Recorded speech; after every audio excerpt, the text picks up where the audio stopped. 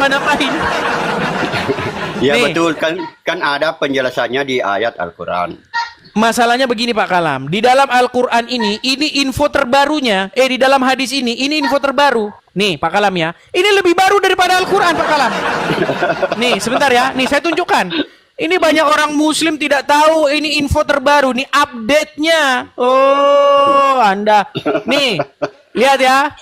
Saya katakan, kalau tidak ada kata-kata terbaru, Pak Kalam bisa ngomong begitu. Tapi di sini tidak ada. Ini lihat nih. Nih, lihat ya. Lihat nih Pak Kalam. Sahih Bukhari 1161. Lihat. Nih. Nih ya, telah menceritakan kepadaku dan seterusnya nih. Kita masuk ke matanya saja nih, lihat ya. Baru saja. Perhatikan Pak Kalam. Baru saja terupdate nih Pak Kalam. Jangan salah, terupdate. Ya. Baru saja datang kepadaku utusan dari Robku, ya, yaitu Jibril, telah datang mengabarkan kepadaku bahwa barang siapa yang mati dari umatku sedang dia tidak menyekutukan Allah. Perhatikan kata-kata sedang dia tidak menyekutukan Allah dengan suatu apapun, maka dia pasti masuk surga. Aku tanyakan, sekalipun dia berzina atau mencuri? Muhammad menjawab, ya, sekalipun dia berzina atau mencuri. Jadi di dalam pikirannya Muhammad, orang itu bisa dia di detik yang sama tidak menyekutukan Allah, tapi dia berzina dan mencuri. Makanya saya bilang Pak Kalam, hadis ini menggambarkan seolah-olah Muhammad tidak mengerti esensi daripada tidak menyekutukan Allah. Betul? Enggak seperti itu. Itu kan ada. Bukan hanya ada satu aturan supaya orang masuk surga atau masuk neraka. Ya saya dukunglah di TV. Sudah. Ya. Oke, begitu Pak Kalam ya. Ya, ada purgatori, ada purgatori. Oke, Pak Kalam ya. Kalau di dalam iman kami tidak percaya dengan hal seperti itu. Kalau orang masuk kepada penghukuman, dia masuk kepada penghukuman kekal. Oke, terima kasih ya Pak Kalam ya. Artinya begini Pak Kalam, dan kepada teman-teman yang muslim yang lain. Kekristenan itu tidak ada kompromi dengan dosa. Nggak ada. Kalau ada sistem-sistem, boleh masuk, boleh nanti, nggak ada. Di dalam kekristenan, itu tidak ada kompromi terhadap dosa. Saya akan bacakan ayatnya. Di dalam, ya sabar ya teman-teman ya. Sabar teman-teman. Bahwa tidak akan melihat Tuhan orang yang tidak hidup di dalam kekudusan. Sabar ya. Di dalam Ibrani, nih. Sabar ya. Tanpa kekudusan tidak akan melihat Tuhan. Nih. Di dalam Ibrani 12 ayat yang ke-14. Berusahalah. Nih. Ibrani 12 ayat yang ke-14. Saya tampilkan saja di layar ya teman-teman ya. Nih. Saya tampilkan di layar, saya balikkan dulu. Lihat nih teman-teman. Nih. 14-nya ya. Nih. Berusahalah hidup damai dengan semua orang dan kejarlah kekudusan, sebab tanpa kekudusan tidak seorang pun akan melihat Tuhan. Nih, kejarlah kekudusan. Jelas kan? Nah, beda jauh dengan ajaran Muhammad, beda jauh. Jadi tolong Donditan, Irina Handono, Juma dan kawan-kawan jangan ngemis-ngemis menyamanyamakan ajaran kalian dengan Bible. Berhentilah kalian menyamanyamakan ajaran Muhammad dengan ajaran gimana Anda ini? Beda jauh loh. Ya? Jadi kalian kalau masih seperti itu terus, selama itu pula saya akan terus-menerus menjawab, mengumumkan kepada kalian bahwa yang kalian katakan itu tidak benar. Nih, tadi saya masih kesulitan buka ayatnya, tapi ada teman yang bantu ya. Tadi saya masih buka ayatnya tapi belum kebuka. Masih saya cari-cari belum ketemu. Nah, ini udah ketemu nih. Nih ya. Nih, lihat nih, saya tampilkan lagi nih. Kejadian pasal yang ke-17. Ketika Abram berumur 99 tahun, maka Tuhan menampakkan diri kepada Abram dan berfirman kepadanya, Akulah Allah yang Maha Kuasa, hiduplah di hadapanku dengan tidak bercela. Nih, hiduplah di hadapanku dengan tidak bercela. Ini ajaran Bible. Ya. Apa yang Yesus katakan? Bertobatlah karena kerajaan Allah sudah dekat. Apa yang Yesus katakan? Jikalau hidup keagamaanmu tidak lebih benar daripada ahli-ahli Taurat dan orang-orang Farisi, kamu tidak akan diselamatkan. Jelas. Beda dengan ajaran Muhammad. Beda jauh. Ya, nih. Jadi tolong kalau ada orang-orang muslim seperti Don Dita dan kawan-kawan yang mengatakan Yesus itu muslim, ya kasih hadis ini. Nih, perhatikan. Nih, biar saya tampilkan dengan besar kepada kalian nih. Telah menceritakan dan seterusnya. Baru saja, ini info terupdate ini. Terupdate, terbaru. Ya. Baru saja datang kepadaku utusan dari Robku lalu mengabarkan kepadaku. Atau beliau bersabda, telah datang mengabarkan kepadaku bahwa barang siapa yang mati dari umatku sedang tidak menyekutukan Allah dengan suatu apapun, maka dia pasti masuk surga.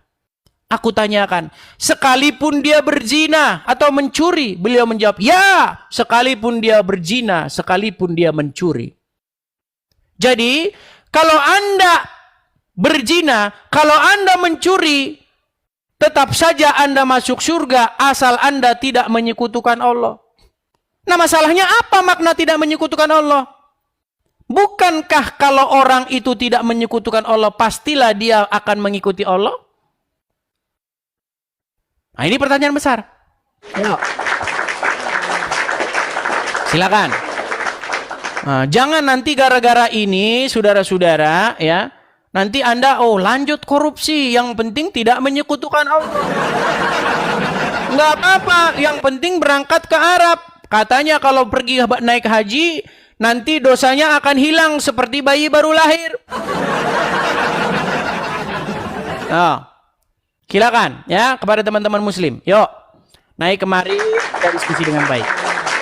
Nih, apa perlu saya tunjukkan juga kepada kalian ceramahnya Ustadz Abdul Somad? Nih, saya putarkan kepada kalian. Mudah-mudahan suaranya kedengaran. Nih. Man qala la ilaha illallah Muhammadur Rasulullah dakhala jannah. Siapa yang mengucapkan la ilaha illallah Muhammadur Rasulullah dakhala jannah. Semua umat Muhammad sallallahu alaihi wasallam masuk surga. Nabi yang mengatakan, datang sahabat bertanya, wa in zana wa in sarat, bagaimana kalau dia berzina? Bagaimana kalau dia mencuri? Kata Nabi, wa in zana wa in sarat, dia berzina, dia mencuri, tetap masuk surga. Nah, iya kan? Berzina mencuri tetap masuk surga. Ya, itu ajaran agama Islam. Ya, jadi saya hanya ingin menyampaikan kepada kalian bahwasanya apa yang diajarkan di dalam agama Islam dengan apa yang diajarkan di dalam agama Kristen jauh bagai langit dan bumi. Oke, Ferry masuk pesantren. Makasih pausnya Bang. Terima kasih. Teman-teman yang mengucapkan yang memberi support kepada saya ucapkan makasih banyak teman-teman ya. Tuhan kiranya yang membalas apa yang sudah kalian berikan kepada saya, teman-teman. Teman-teman, pemberian dari teman-teman itu semuanya nanti akan kita kumpulkan untuk mendirikan rumah apologet di sini. Ya, silakan. Ferry masuk pesantren Muslim ya, Bang ya? Ya, Muslim. Ya, silakan Bang Ferry. Itu Bang Kores nungguin minta ditaikin, kenapa nggak mau naikin katanya. Oh, sebentar. Oh, ini ada 64 orang yang mau naik ini. Ngantri dari yang paling lama. Gimana? Saya paling belakangan, kenapa saya ditaikin? Oh gitu. Saya sama Bang Sebentar. Kores duluan Bang Kores. Oh begitu. Ya, kadang-kadang karena terlalu banyak ini saya kadang-kadang mencet siapa yang lebih dulu, siapa yang ini. Tapi begini. Saya justru paling belakangan, kenapa malah saya ditaikin, Bang Kores gak ditaikin? Oh baik. Anda mau dia saya naikkan? Ya, Baik, saya ya turunkan bro. Anda, kemudian saya naikkan dia ya. Oke. Oke, Ya. baik. Oke, saya turunkan dulu. Kita kasih naik, katanya ada jagoannya Muslim nih. Katanya ada jagoannya Muslim. Ada Perah Istar. Oke, kita kasih naik. Ya, silakan Kalpin. Mereka ini pakai nama palsu terus. Nama palsu, akun palsu, tambah masker. Aduh, berat ini saudara-saudara ini. Kenapa sih API kerjaannya tipu-tipu? Ini asli aja gua terus loh, nih? Dis. Asli Masker kan? gua ini, Dis. Masker. Ya, shalom teman-teman semua. Terima kasih sudah menonton video ini dan kiranya video ini tetap menjadi berkat bagi kita semua. Nah, teman-teman, kita sudah menyaksikan bagaimana Pak Ibnu Kalam ya memberikan dukungannya kepada Edis TV untuk bisa membongkar atau mencerdaskan anak bangsa ini. Nah, teman-teman, kita lihat tadi di menit kedua ya, di menit kedua 10 detik sampai 15. Disitulah Pak Ibnu Kalam memberikan dukungannya kepada Edis untuk bisa memberikan kecerdasan kepada para penontonnya. Karena kita melihat kalau Edis live di TikTok itu bisa tembus sampai 22.000 lebih ya, 22K. Nah, teman-teman, memang kita lihat bagaimana Edis mengedukasi para polemikus. Nah, kenapa Edis kemudian membahas tentang agama lain, teman-teman? Karena para polemikus sudah terlebih dahulu membahas tentang ayat-ayat kitab suci kita, seperti Donditan, seperti Kainama, Nandar, dan lain sebagainya, seperti Juma. Nah, mereka setiap hari hampir kerjanya membahas tentang Alkitab Kristen, tetapi kita lihat bagaimana Edis menanggapinya dengan baik, justru memberikan kecerdasan, mengedukasi banyak orang. Nah, jadi orang-orang yang naik di komalnya itu memberikan edukasi kepada mereka supaya mereka sadar bahwa ternyata ajaran yang mereka imani selama ini itulah yang membuat mereka bertindak. Dan kita lihat di negeri kita ini ada kelompok-kelompok tertentu bagaimana mereka bertindak keras terhadap agama lain karena mereka membawa-bawa ajaran mereka, nama Tuhan mereka, dan apabila mereka melihat agama lain beribadah, disitulah mereka bereaksi. Ini kelompok-kelompok tertentu ya, oknum-oknum tertentu. Nah, kenapa mereka melakukan hal itu? Karena memang berdasarkan apa yang disampaikan oleh Edis, itulah yang membuat mereka bersikeras untuk bertindak tegas, bertindak keras kepada orang-orang yang berbeda iman dengan mereka. Nah, teman-teman, kita melihat bagaimana ajaran Kristus yang dimana dia mengajarkan kepada kita untuk selalu berdamai dengan orang lain. Kita juga berdoa untuk musuh-musuh kita supaya mereka memiliki pertobatan. Nah, teman-teman, itu saja yang perlu saya sampaikan kepada kita semua. Terima kasih, Tuhan Yesus memberkati. Shalom.